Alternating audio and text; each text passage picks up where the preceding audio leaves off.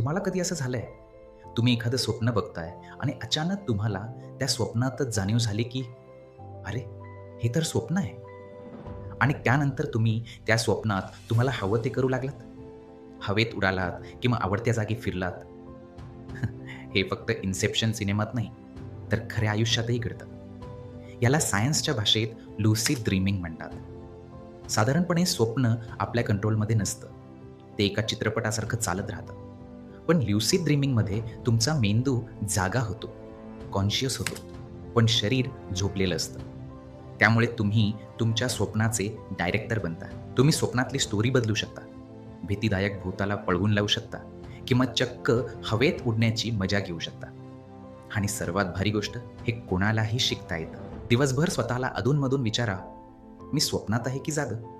ही सवय लागली, की एक दिवस तुम्ही स्वप्नातही हाच प्रश्न विचाराल आणि बूम! तुम्ही स्वप्न कंट्रोल करू शकाल. जर तुम्हाला तुमचं स्वप्न कंट्रोल करायला मिळालं, तर तुम्ही पहिलं काय कराल? हवेत उडाल की क्रशला डेटवर न्याल? कमेंटमध्ये सांगा.